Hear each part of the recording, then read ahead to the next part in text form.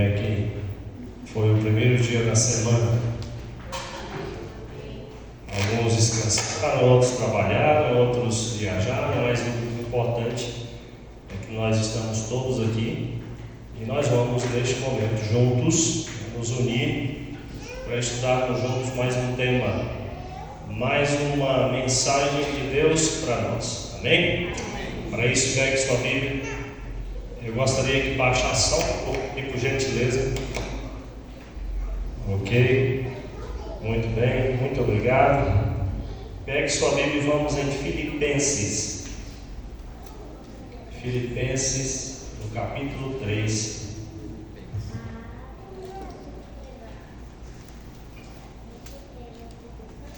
Capítulo 3 de Filipenses. E nós vamos ler os versos 7 e 8. E essa mensagem dessa noite traz como título uma pergunta: qual é a razão da sua existência? Hoje nós vamos, através de alguns textos bíblicos, descobrir qual é a razão da minha e da sua existência. Filipenses capítulo 3, versos 7 e 8 são os textos que nós vamos começar, falando sobre eles. Amém? Todos encontraram? O texto, o verso 7 diz assim: mas o que para mim era lucro, isto considerei perda por causa de Cristo. Sim, deveras considero tudo como perda, por causa da sublimidade do conhecimento de Cristo Jesus, meu Senhor, por amor do qual perdi todas as coisas e as considero como refúgio para conseguir Cristo. Feche os seus olhos. Querido Deus, neste momento, Senhor, a Tua palavra está aberta e sabemos que o Senhor tem uma mensagem para nós. Que o nosso coração, defeituoso como é, esteja, Senhor, suscetível à sua mensagem. Que o Senhor coloque em nós o poder de absorver aquilo que o Senhor quer nos ensinar essa noite. Que a Tua palavra seja como flecha que acerta o alvo, que de fato ela faça sentido para nós. Nos faça, Senhor, refletir a respeito de como nós temos Te buscado, de como nós temos Te adorado. Perdoa-nos, Pai. Unge os nossos lábios, eu Te peço, em nome de Jesus. Amém. Queridos, se nós formos ver alguns textos antes desse, nós começamos a perceber que Paulo, enquanto ainda era Saulo, tinha um currículo forte, um currículo bom. E aí, se nós pegarmos no verso 4, ele diz assim, acompanhe comigo aí: bem que eu poderia confiar também na carne. Se qualquer outro pensa que pode confiar na carne, eu ainda mais, ele diz. Circuncidado ao 8º dia, da linhagem de Israel, da tribo de Benjamim, hebreu de hebreus, quanto à lei fariseu, quanto ao zelo perseguidor da igreja, quanto à justiça que era a lei irrepreensível. E quando Paulo fala de seu currículo, de suas metas alcançadas, nós percebemos que se tratava de um homem que, segundo a crença, era um homem preparado, um homem qualificado para ocupar qualquer cargo dentro da linhagem do povo de Israel, dos hebreus. Um homem que foi educado aos pés de um mestre que era muito famoso na sua época, Gamaliel. E aí ele começa a dizer que se for então para se gloriar na carne, ele muito mais, porque ele teria motivos para isso. Só que ele começa, então, no verso 7, a falar algo que serve para mim e para você nessa noite. E repetindo o que ele diz, mais uma vez: mas o que para mim, o que era para ele era importante? Esse currículo, essas características que ele apresenta. O que para mim era lucro, ele diz que considerou como perda, por causa de Cristo. Amém.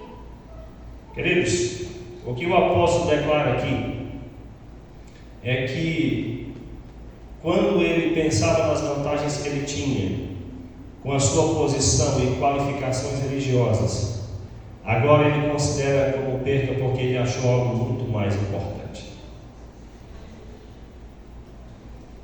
E ele reafirma que considera tudo como perca, lixo, escória, em comparação com o valor estimável de conhecer a Jesus Cristo, seu Senhor, para poder ganhar a Cristo. Agora o que Paulo está dizendo para nós é o seguinte: tudo que para mim era muito valoroso perdeu o seu valor, o seu sentido, porque Cristo para mim é uma riqueza muito maior. E por isso ele considera tudo como perda. E agora, quando a gente medita sobre isso, nós podemos entender que a Bíblia nos lembra de uma passagem muito importante. Eu gostaria que você abrisse Mateus, no capítulo 13, verso 44. Vamos ver o que essa passagem diz. Mateus, capítulo 13, verso 44.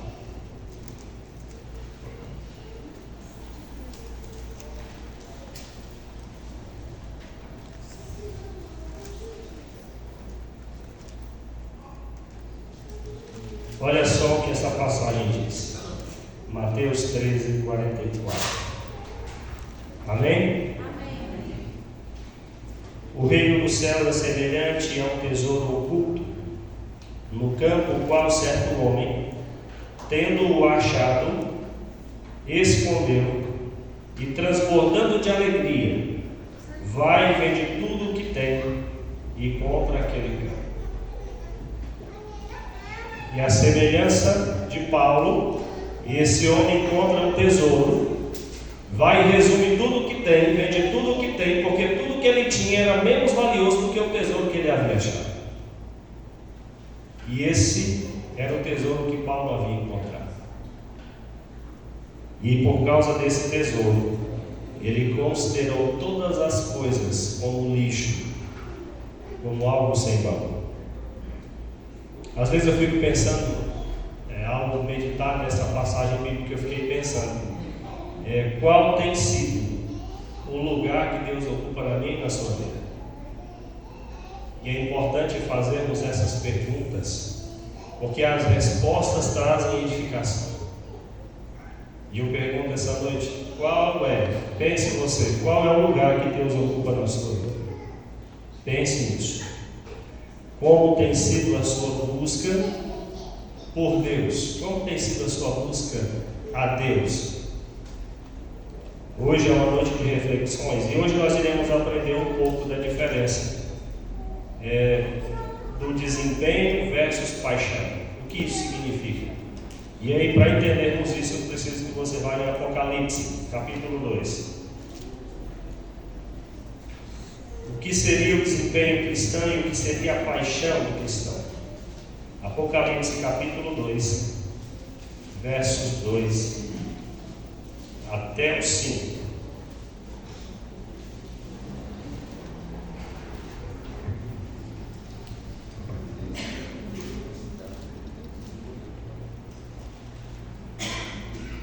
Amém? Olha só o que o texto diz. A partir do verso 2: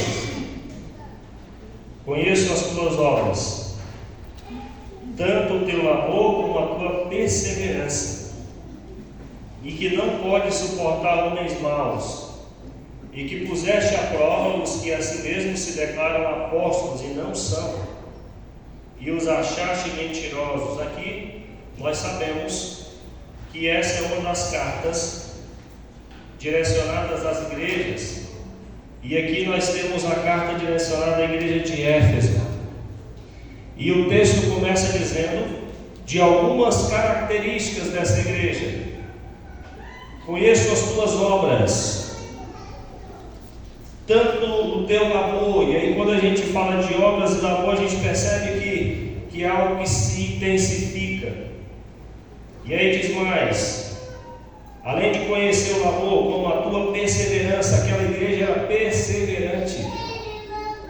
E perseverança é uma característica que eu e você precisamos ter. Porque perseverança é nós não desistirmos, mesmo que os obstáculos estejam sendo grandes. E além da perseverança diz, e que não pode suportar homens maus, eram sinceros, rigorosos na palavra, e que puseste a prova os que a si mesmos se declaram apóstolos e não são, e os achaste mentirosos. Verso 3 diz: e tem perseverança, e suportastes prova por causa do meu nome. Era uma igreja que sofria por causa de Cristo, era uma igreja que tinha uma performance muito boa.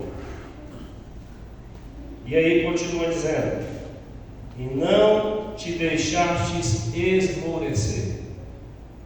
Mas queridos, no verso 4, o quadro muda e diz assim: tenho porém contra ti que abandonaste o teu primeiro amor.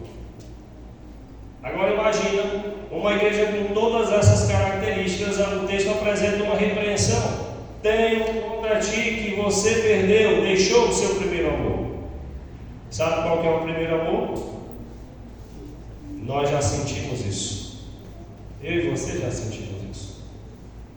E o primeiro amor é aquele que parece que tudo se resume, a nossa vida, a nossa conversa, o nosso pensamento, tudo se resume em Deus.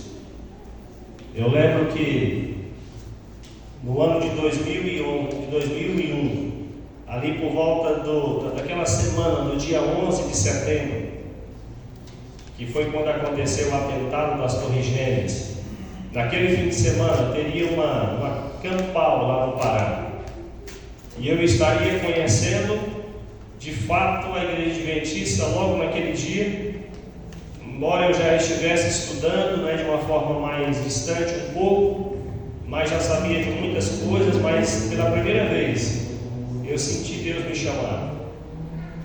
E naquela campal, onde reunia todos os distritos da região, ali nós cantávamos, nós orávamos, e o pastor fez um apelo na sexta-feira à noite. E pela primeira vez eu chorei sem saber por que eu estava chorando. E enquanto uma música tocava, o pastor fazia um apelo e chamava as pessoas que queriam entregar o coração a Cristo ali na frente. Porque no dia seguinte, no sábado, teria o batismo. E eu não entendia o motivo de tanto choro. E o fato é que eu tentava me levantar da cadeira, mas algo me segurava na cadeira. E depois de travar uma luta forte, eu consegui me levantar, e ali eu aceitei o apelo. E no dia seguinte eu fui batizado. E eu dependia de carona para ir embora para casa. E muitas vezes eu faltava perder a carona porque eu queria falar de Cristo para as pessoas. E naquele momento o tema, que foi o tema da campal, era sobre a volta de Cristo. E eu não conseguia falar de outra coisa a não ser da volta de Cristo. Todo o meu assunto circundava nessa temática. Eu só falava sobre isso. Primeiro amor. Só que aí o texto continua, O verso 4 diz: tenho porém contra ti que abandonaste o teu primeiro amor. Lembra-te, pois, de onde caíste, arrepende-te e volta à prática das primeiras coisas. E se não, venho a ti e moverei do seu lugar o teu candeeiro, caso não te arrependas. O que nós podemos entender aqui? Segundo o texto bíblico, a perda do primeiro amor constitui um pecado, sim ou não? Sim, o texto deixa isso muito claro. Se nós formos pesquisar na Bíblia, uma das definições de pecado está lá em 1 João capítulo 3, verso 4. Por gentileza, abre aí, volta um pouquinho as folhas da sua Bíblia. 1 João capítulo 3, verso 4.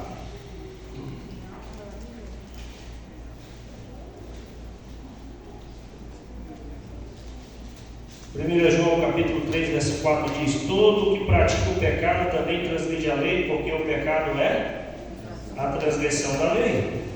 Agora vai em Mateus capítulo 22. Um dia alguém perguntou para Jesus qual era o maior mandamento da lei. E o capítulo 22 responde de Mateus. Vamos entender o contexto desse primeiro amor.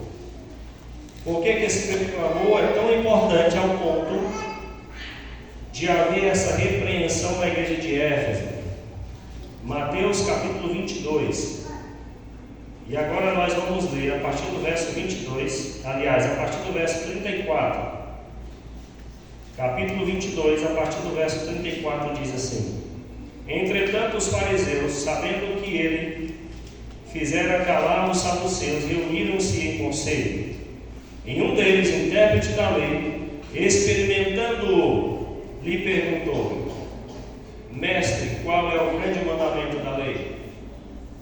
Respondeu-lhe Jesus: Amarás o Senhor teu Deus de todo o teu coração, de toda a tua alma e de todo o teu entendimento. Logo, não é apenas amar a Deus que é o principal dos mandamentos, mas amá-lo com tudo que nós temos, com todo o nosso coração, com todo o nosso entendimento, com todas as nossas forças, com tudo o que há em nós. Se esse mandamento, ele é o maior de todos os mandamentos, segundo o que Jesus disse, e eu não estou cumprindo ele, é evidente que eu estou em pecado, sim ou não? Claro que sim, e essa era a repreensão para aquela igreja. Tinha uns resultados ótimos, era perseverante, era fiel à palavra, era resistente aos falsos profetas, mas tinha um problema naquela igreja. Eles não tinham o primeiro amor. Esse amor que precisa ser desenvolvido com todas as nossas forças, com todas as nossas faculdades mentais, físicas. Essa força que precisamos de amar a Deus acima de todas as coisas, eles haviam perdido. Era o pecado dessa igreja. Deus olha para a igreja de Éfeso e pede que não apenas seja boa em seu desempenho, mas que tivesse paixão pela busca de Deus. É importante nós entendermos que o mandamento não deveria ser cumprido apenas como um senso de obrigação. E aí nós entendemos que, imagina se você, todos nós que somos casados sabemos que a Bíblia diz que nós temos que amar as nossas esposas, sim ou não? Sim. É uma obrigação nossa amar as nossas esposas. Mas imagina que todos os dias que eu me levantar, eu olhar para minha esposa e falar: eu te amo, para ela. E de repente ela dá um sorriso de contentamento, de alegria. E quando ela abre esse sorriso, eu falo assim: eu estou cumprindo o que Deus me mandou fazer. Fazer o que? Eu sou obrigado, né? O que vocês acham que virá no casamento assim? Algumas possibilidades, né? Ou a esposa não confiaria nesse amor, traria problemas para o relacionamento, ou talvez esse relacionamento terminaria dentro de pouco tempo. O que nós precisamos entender? Que pode ser que eu e você estejamos cometendo um pecado chamado orgulho do desempenho. Eu faço tanto, eu corro tanto, eu faço tanto para Deus, e aí eu me sinto orgulhoso disso. Mas muito cuidado, muito cuidado, porque isso é muito perigoso. Vamos ver em Atos 17 agora, o que está escrito aí nos versos 26 e 27. Pode ser que eu e você estejamos sofrendo, esse pecado, o pecado do orgulho do desempenho. Atos 17.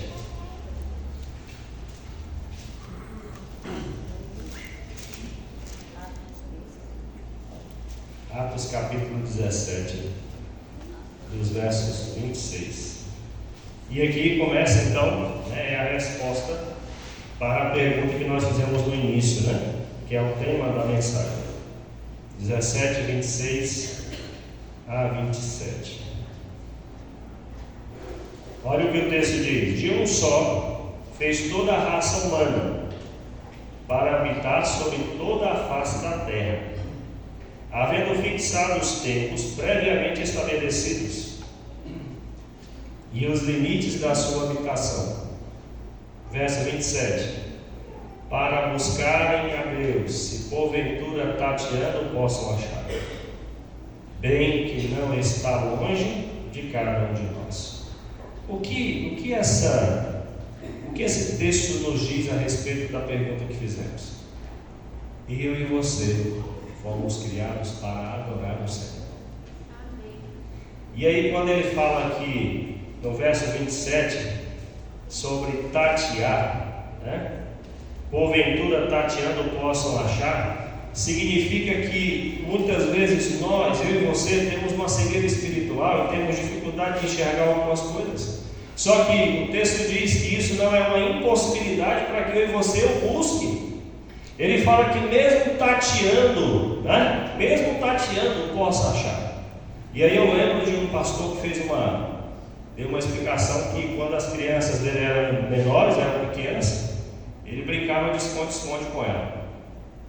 E aí ele se escondia de um jeito que pelo menos a metade do corpo dele ficava de fora. E as crianças vinham e quando achavam aquela festa, e achamos, encontramos o nosso pai. E era uma festa porque as crianças haviam encontrado. Ele diz na mensagem que ele prega sobre isso, ele fala que ele facilitava o encontro. E a gente entende que Deus também quer facilitar o encontro comigo e com você. Não foi o que o texto disse? Que Ele está perto. Ele quer facilitar esse encontro. Deus é um Pai que se deixa ser achado. Mas precisamos buscá-lo. Precisa ter essa busca, né? Precisa ter essa busca. Se essa é a razão de nós existirmos, e se isso é tão primordial, não podemos viver de outra forma. Não podemos negligenciar esse assunto dessa busca de Deus. Se a busca a Deus é o principal, precisamos entender que, apesar de existirmos para buscar a Deus, também existe uma forma de buscar. Não é de qualquer jeito. E nós vamos entender essa noite como nós devemos buscar a Deus, né? Como nós devemos buscar a Deus. E eu gostaria que você fosse em Jeremias agora. Jeremias 29. Olha só o que o texto diz a respeito dessa busca. Jeremias 29.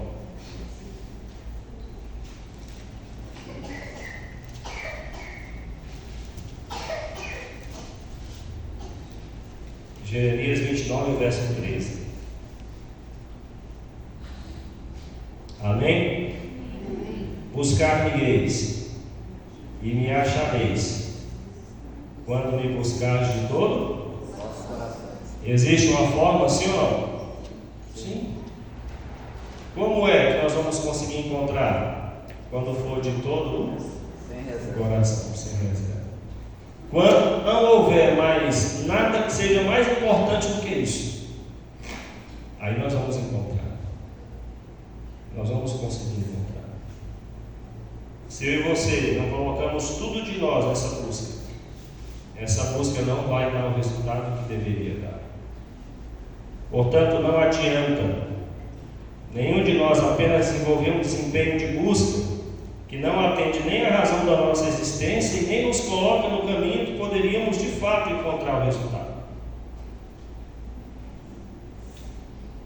E aqui eu quero contar uma história para vocês de um homem que... Quantos homens aqui gostam de ir no supermercado com as mulheres? Levanta a mão aí. Alguns são, né? E essa é a história de um homem que durante 20 anos ele foi casado com uma mulher. E de repente, aquela mulher sempre cobrava algo dele, que ele nunca ia ao supermercado com ela. E um dia ele resolveu fazer uma surpresa. Ele foi ao supermercado. E no supermercado parece que a gente tem uma impressão de que as coisas somem de nós, né? E eu quero abrir só um parêntese que uma vez me pediram para comprar um chuchu e eu não sabia como é que comprava o chuchu. Como é que eu sei se o chuchu está bom ou não? Aí você aperta nele, se estiver mole, E eu cheguei na pilha de chuchu e comecei a separar os duros, né? E quando eu olhei, tinha mais chuchu na parte de lá do que de cá, e eu não achava o chuchu mole. Quando alguém chegou e falou: você tem que apertar a unha assim para ver se a casca está mole. Entende? Tem circulado um videozinho por aí na internet da mulher que vai comprar tomate com o homem, vocês viram isso? Aí a mulher está colocando o tomate na sacola e o homem vai escolhendo todo o tomate que ele entrega para ela e joga do lado. Ela não aceita o tomate que ele põe. Aí ele pega um da sacola e entrega para ela e joga do lado também. Mas o fato é que esse homem resolveu fazer uma surpresa para a mulher e foi com ela ao supermercado. Só que foi uma tragédia essa ida ao supermercado.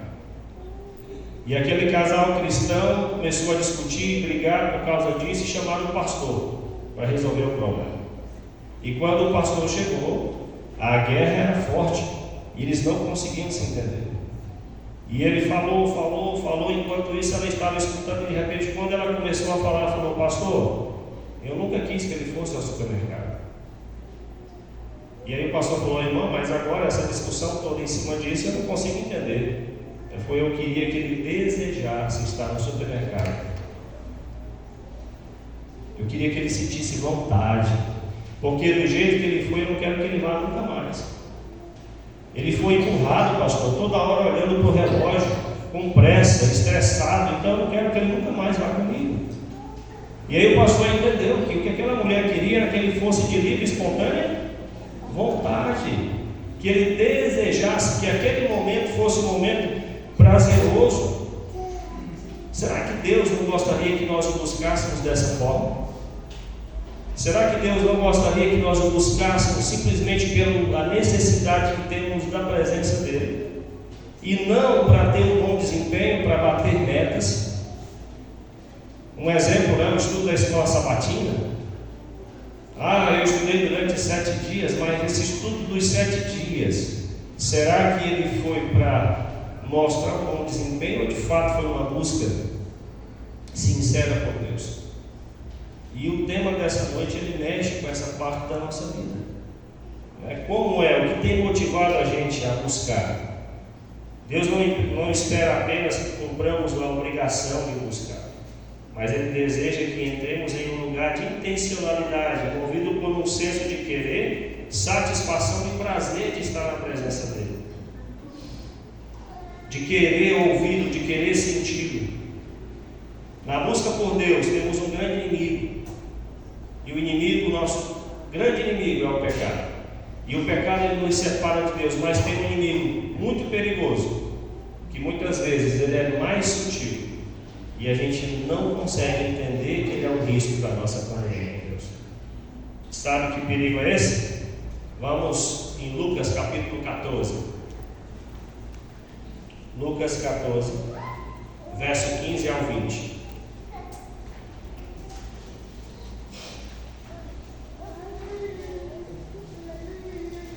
Lucas 14, do verso 15 ao 20.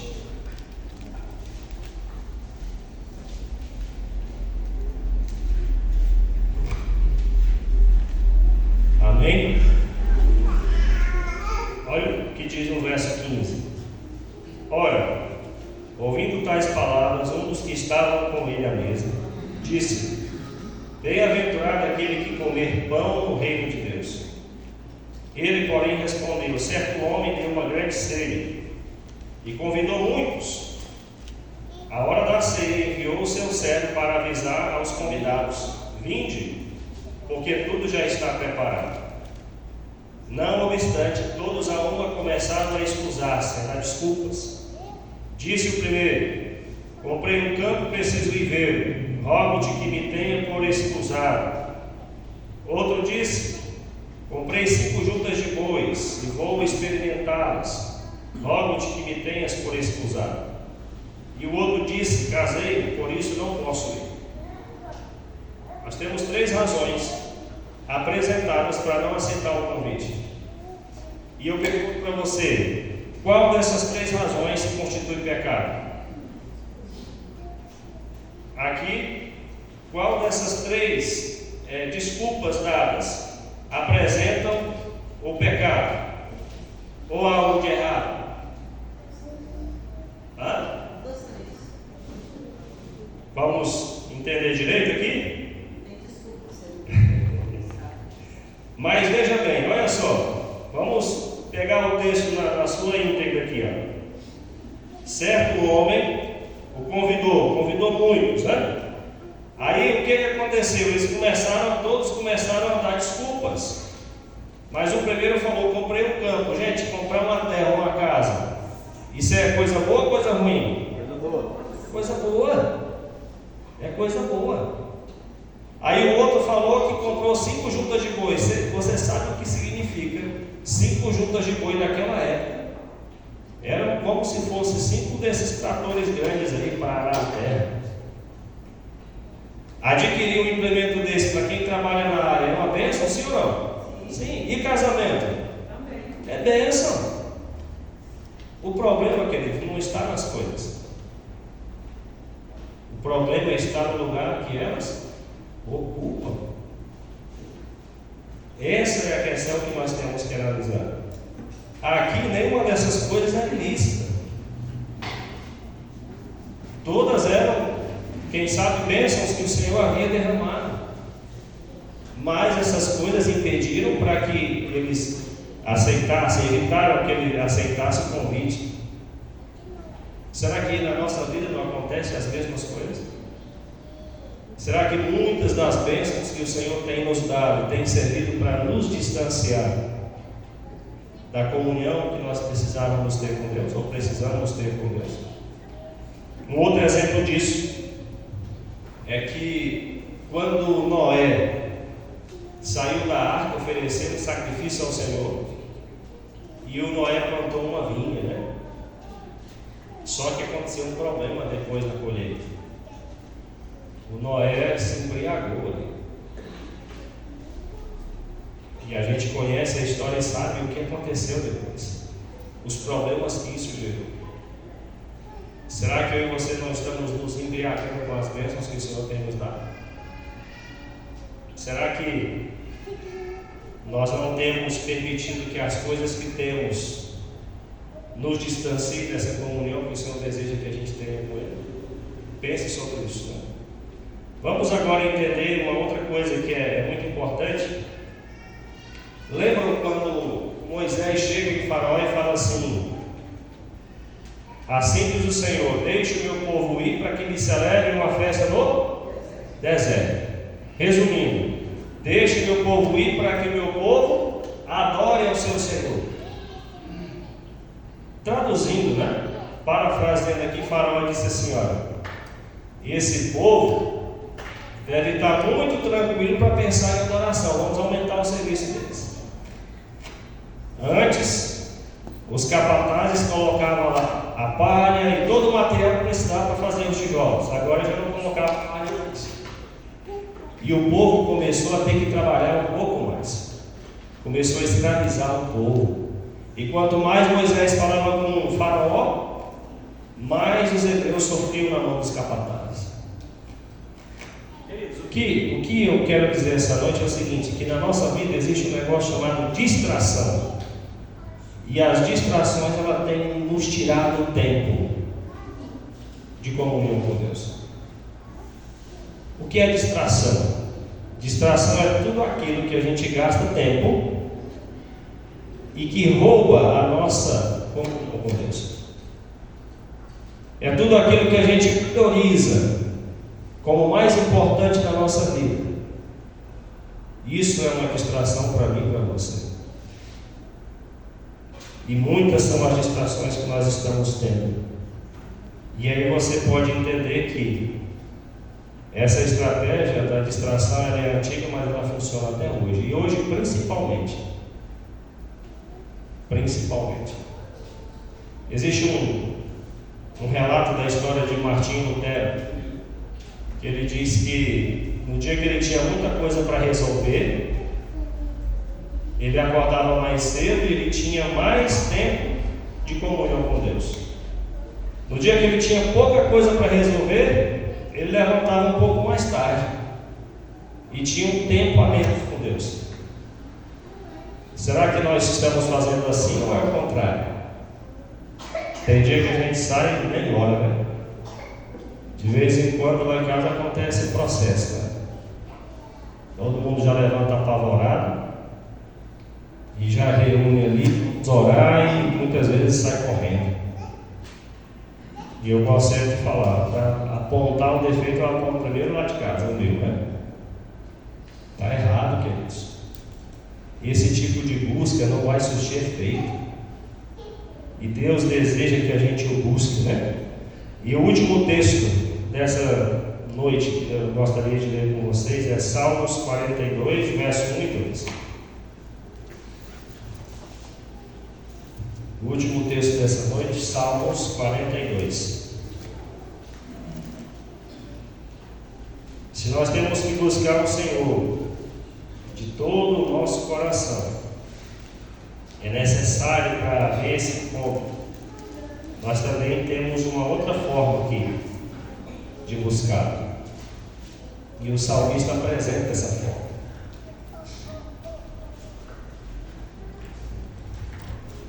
Tem 2, versos 1 e 2.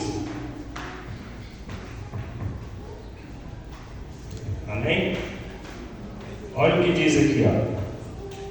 Como suspira a costa pelas correntes das águas, assim por ti, ó Deus, suspira a minha alma. A minha alma tem sede de Deus, do Deus vivo. Olha o que o salmista diz. Imagina você com muita sede. O que resolve o problema? Tomar água. Não tem outra forma de resolver. Essa nossa busca de Deus, busca a Deus, só resolve quando a gente encontra Deus. Lembram qual foi o objetivo que Deus nos criou? Dentro de nós há uma necessidade de Deus. O grande problema é que no meio do percurso a gente se distrai com tanta coisa que acaba não sobrando tempo para essa busca. E a intenção nessa noite é de despertar a nossa vida para a gente entender e priorizar esse Deus, porque Ele é o mais importante da nossa vida. E eu quero finalizar contando uma história de um pai que viajava muito, todas as vezes que chegava era uma festa, porque as crianças pulavam nele e ficavam felizes porque o pai havia chegado.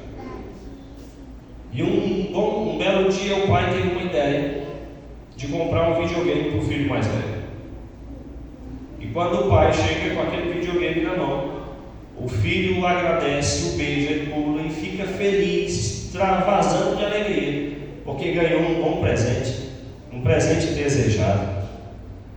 Só que nas próximas vezes que o pai viajava e chegava, a recepção mudou, porque agora o menino estava jogando videogame e ele perguntava: cadê o fulano? Aí ele gritava: fulano, pai, espera aí que eu estou passando de fase, daqui a pouco eu vou. E um dia esse homem foi reclamar com Deus, e Deus disse para ele o seguinte: é desse jeito que você às vezes faz comigo. Tudo aquilo que eu te dou muitas vezes serve para você se distrair e não querer mais a minha presença. E eu queria finalizar aqui, antes que o Daniel venha cantar, com mais uma pergunta para você ficar aí meditando sobre isso. Depois a gente volta e ora. Pense nas coisas da sua vida que têm roubado o seu tempo de comunhão com Deus. Fique pensando sobre isso e a gente volta para finalizar com uma oração. Na verdade, nós temos um dueto aqui, né?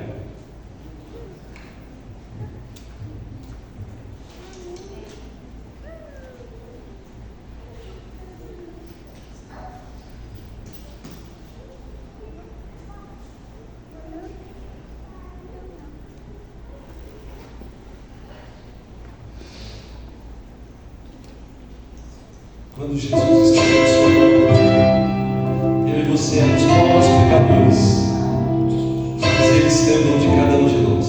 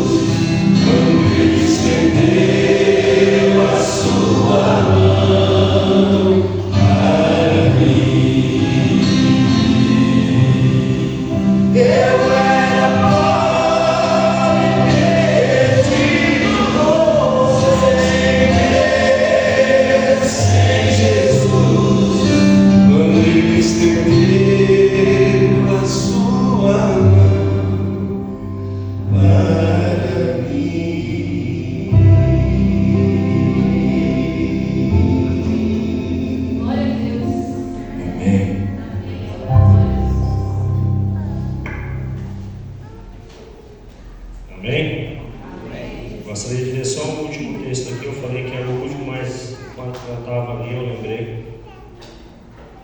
A respeito do esforço, a respeito dessa performance. Texto que é conhecido de todos nós, capítulo, precisa você abrir, mas eu gostaria de ler aqui. Capítulo 7 de Mateus, a partir do verso 21. Aliás, o verso 22 diz assim: muitos naquele dia hão de dizer-me: Senhor, Senhor, porventura não temos nós profetizado em Teu nome? E em Teu nome não expelimos demônios, e em Teu nome não fizemos muitos milagres? E o verso 23 diz: então lhes direi explicitamente: nunca vos conheci. Apartai-vos de mim, os que praticais a iniquidade. O que esse texto reforça diante da ideia, da mensagem dessa noite, é que essa performance, ela não é o mais importante. O mais importante é nós buscarmos a Deus. O mais importante é nós desejarmos a presença desse Deus. E o apelo que eu faço essa noite é que você entregue o seu tempo para Deus. Priorize esse Deus no seu dia, na sua vida, para que ao buscá-lo você de fato possa achar. Fique de pé e nós vamos orar. Querido Deus, nessa noite, Senhor, nós agradecemos pela bênção de poder ter a Tua Palavra. Obrigado porque a Tua Palavra diz que o Senhor facilita o encontro conosco. Obrigado porque o Senhor nos dá a oportunidade de Te buscar. Que ao Te buscarmos, possamos fazer do profundo do nosso ser, com toda a força da nossa vida, e que de fato possamos achar. E que ao acharmos o Senhor, possamos ter uma experiência especial contigo. Que a nossa vida reflita essa experiência. Que os nossos atos sejam frutos dessa comunhão. Se ainda não temos priorizado outras coisas, que o Senhor nos perdoe. Nos ajude, Senhor, a priorizarmos de fato o que é mais importante para nós, porque as coisas ficam, porque tudo o que existe nessa terra vai ficar para trás em algum momento, e nós estamos nos preparando para herdarmos a cidade santa, e o mais importante dessa cidade vai ser ter o Senhor Jesus conosco. Mas, Senhor, se não aprendermos a Te buscar aqui, não teremos condições de ter essa comunhão no céu ou na cidade santa, porque isso começa aqui, essa comunhão começa aqui.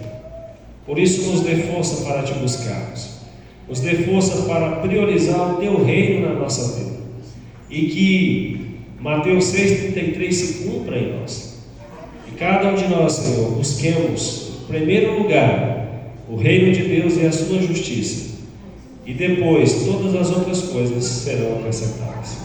Em nome de Jesus nós pedimos, em nome de Jesus nós também agradecemos. Amém, Senhor.